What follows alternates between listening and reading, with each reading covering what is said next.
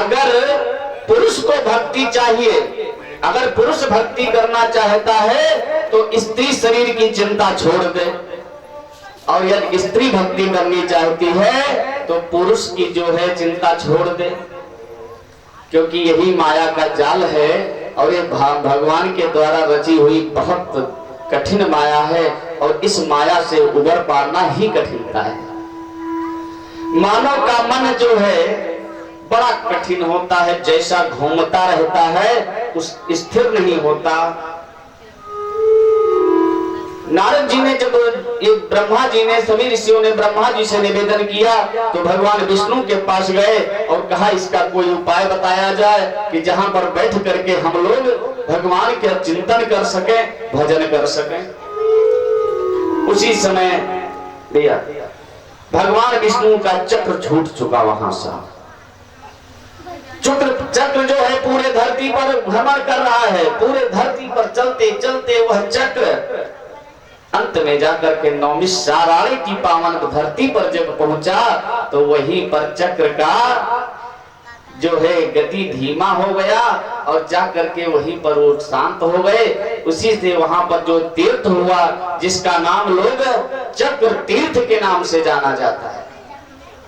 जिन लोग नौमी साराण में गए हैं वहां पर चक्र तीर्थ होता है, चक्र पुष्करणी तीर्थ है, और वहां पर जो शालिग्राम भगवान मिलते हैं वो चक्र के ही समान दिखाई पड़ते हैं। शालिग्राम भगवान है क्या? गोस्वामी जी महाराज ने तो कहा है, लोग कहते हैं अरे ये क्या जानते हैं, ये क्या देखते हैं, लेकिन गोस्वामी जी महाराज ने दर्शाया है, बिने पग चलाई सुने बिने काना,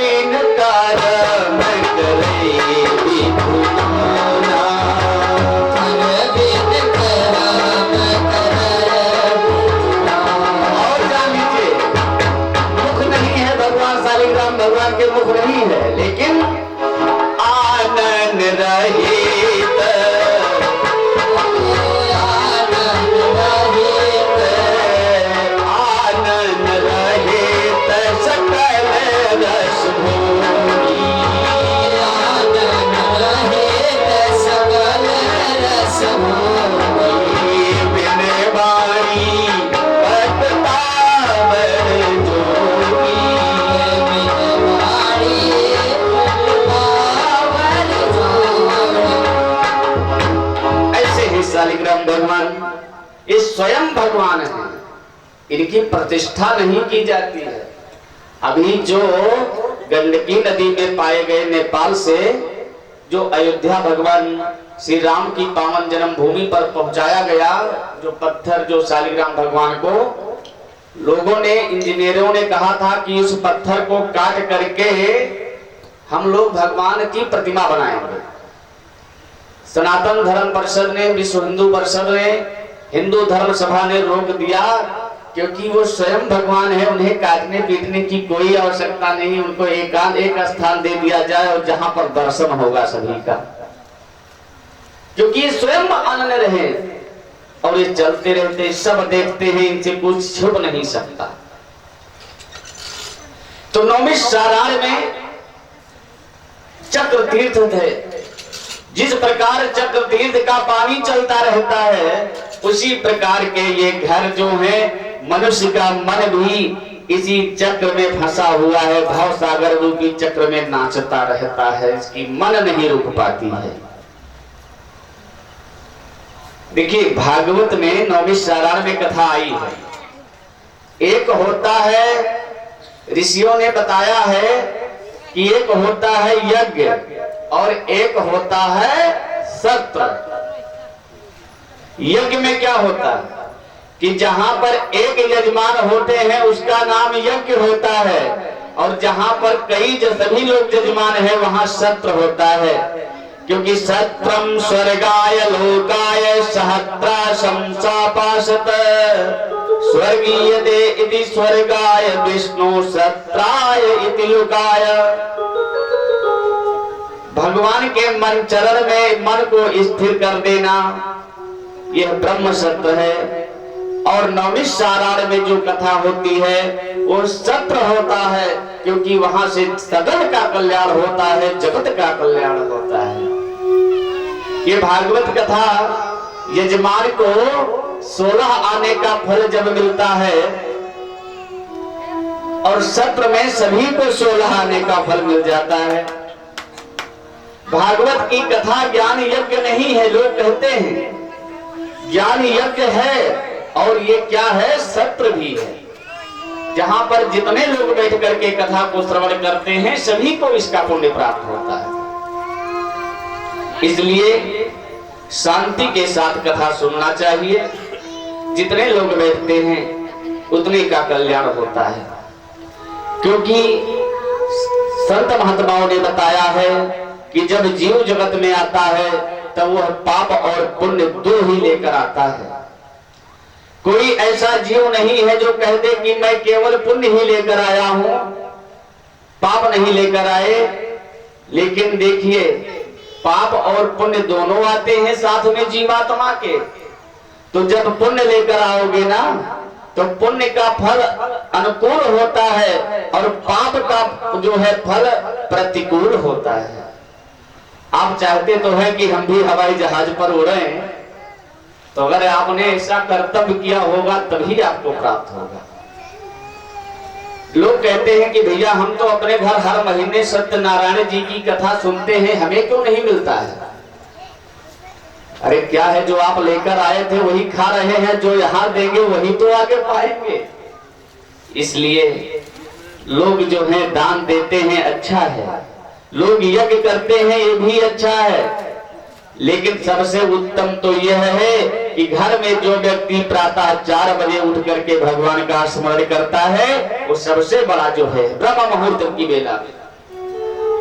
क्योंकि संतों ने बताया है, प्रातः काल में जो सोता रहता है ना, जब सूर्योदय होता है और जब लोग सोते रहते हैं तो उनको समझ लीजिए बहुत मजा आएगा, क्या बड़ा मार पड़ेगा उनके ऊपर, बड़ी सजाएं होंगी।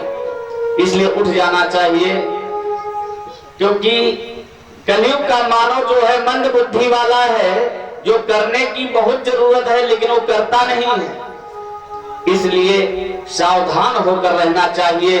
बोलता बहुत है, जीव जगत में आता है, इसलिए भजन का भी नियम बताया गया है शास्त्रों में।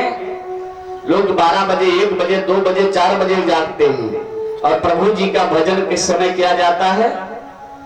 अरे 12 बजे जागे चोर भोगी, चोर और भोगी होते हैं वो 12 बजे जगते हैं। अरे 12 बजे जागे चोर भोगी, और जब 2 बजता है, 2 बजे जागे तमाकई रोगी, और 3 बजे जागे संत योगी, 3:30 बजे, 3:30 बजे हरि का भजन, 3:30 बजे प्रभु का भजन करना, 3:30 बजे, 3:30 बजे हरि का भजन करना, 3:30 बजे, 3:30 बजे जरूर उठ जाना है। और ना उठ पाओ तो 4 बजे उठो। लेकिन ऐसा नहीं कि हमारे सूर्योदय भगवान, सूर्य भगवान उदय हो जाए और तुम सोते रहो, बड़ा पाप लगेगा। या तो उसका प्रायश्चित करो कि आप उस दिन उपवास कर जाओ। लिखा है कि सोते सोते यदि सूर्योदय हो जाए तो उस दिन व्यक्ति को उपवास करना चाहिए। भगवान की ये भागवत की कथा कोई साधारण कथा नहीं है, ये परमहंसों की कथा है, संत महात्माओं की कथा है। भगवान का अवतार लेने का प्रयोजन ही केवल है, क्योंकि भगवान की जो है अवतार क्या है, लोग कहते हैं कि भगवान का हम ध्यान करते, भगवान हमको दिखाई नहीं दे पाते। क्यों नहीं दिखाई पड़ते हैं? क्योंकि भगवान दृश्य नहीं है, दृष्टा है। भगवान जो है दृश्य नहीं है कि सभी लोग देख लो बैठे हैं, वो दृष्टा है। और नारद जी संत नहीं, संता है। अगर नारद जी नहीं होते तो भगवान की लीलाओं को हम लोग नहीं जान पाते। भगवान के 24 अवतार की कथा का वर्णन शास्त्रों में लिखा गया है। भगवान की कथा सुनने से पाप का नाश होता है, प्रभु से प्रेम बढ़ता है। इसलिए भगवान की कथा जान लीजिए। लोग कहते हैं कि ये व्यक्ति जो है डॉक्टर के अधीन पड़ा हुआ है, कि डॉक्टर ही सब कुछ करते हैं, तो फिर डॉक्टर क्यों मरते हैं? अगर डॉक्टर ही अमर कर देते तो आपको क्यों मरते हैं? इसलिए ऐसा हम नहीं कह रहे कि डॉक्टर को मत दिखाओ, दिखाओ ठीक है, लेकिन ये भी मान लो कि संसार में जो है कहीं ना कहीं ठाकुर जी की कृपा ही होती है, तब वही दवा आपको काम करती है। और भवसागर रूपी इस नैया से पार करने की अचूक दवा है ये श्रीमद् भागवत, जिसको जो है इसलिए भजन करना चाहिए। और भजन कैसे करना चाहिए? भजन जो है करतल धुन में करना चाहिए, ताली बजाते हुए करना चाहिए। प्रेम के साथ आप लोग कहते रहे कि श्री कृष्ण गोविंद हरे मुरारे, नाथ नारायण वासुदेवा। श्री कृष्ण गोविंद हरे मुरारे, हे नाथ नारायण वासुदेवा। श्री कृष्ण गोविंद हरे मुरारे, हे नाथ नारायण वासुदेवा। श्री कृष्ण गोविंद हरे मुरारे, हे नाथ नारायण वासुदेवा। हे नाथ नारायण वासुदेवा, हे नाथ नारायण वासुदेवा। हे नाथ नारायण वासुदेवा, हे नाथ नारायण वासुदेवा। श्री कृष्ण गोविंद हरे मुरारे, हे नाथ नारायण वासुदेवा। श्री कृष्ण गोविंद हरे मुरारे, हे नाथ नारायण वासुदेवा। श्री कृष्ण गोविंद हरे मुरारे, हे नाथ नारायण वासुदेवा। श्री कृष्ण गोविंद हरे मुरारे, हे नाथ नारायण वासुदेवा। हे नाथ नारायण वासुदेवा, हे नाथ नारायण वासुदेवा। हे नाथ नारायण वासुदेवा, हे नाथ नारायण वासुदेवा। हे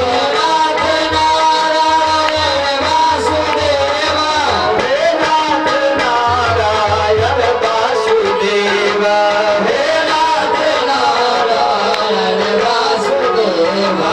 हे नाथ स्वामी सखा, हे नाथ नारायण वासुदेवा। हे नाथ स्वामी सखा हमारे, हे नाथ नारायण वासुदेवा। श्री कृष्ण गोविंद हरे मुरारे, हे नाथ नारायण वासुदेवा। श्री कृष्ण गोविंद हरे मुरारे, हे नाथ नारायण वासुदेवा। बोले सच्चिदानंद भगवान की जय। देखिए कथा आज थोड़ी लंबी है, क्योंकि कल आज तीसरा दिन है, कल चौथा हो जाएगा। उसके बाद भगवान का प्राकट्य होगा आपके यहाँ। और कल हम यही प्रयास करेंगे कि नवमी में तिथि है, और हो सके तो कल राम का ही अवतार पहले करवा दिया जाए, परसों कृष्ण अवतार होगा। अनेक सुंदर इसलिए कथा हम आपको ले चल रहे। सौनक आदि ऋषियों ने पूछा कि प्रभु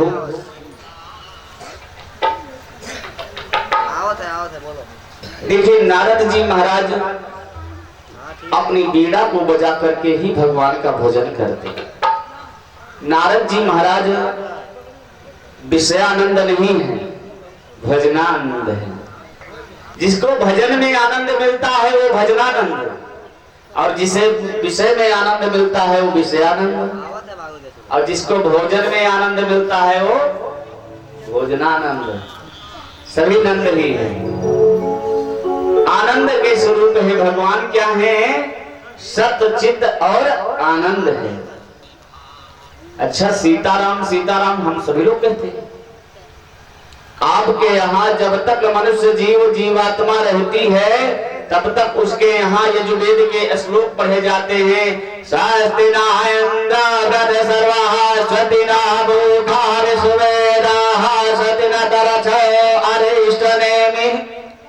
ये सब पढ़े जाते हैं, लेकिन अंत में क्या कहते हैं? जब लाश आपकी जब है शमशान पर चलना होता है तब क्या कहते हैं? राम नाम सत्य है। उस समय तो नहीं कहा जाता कि स्वस्ति न इंद्रो वृद्धस्वरवाहा। वेद है और राम नाम क्या है?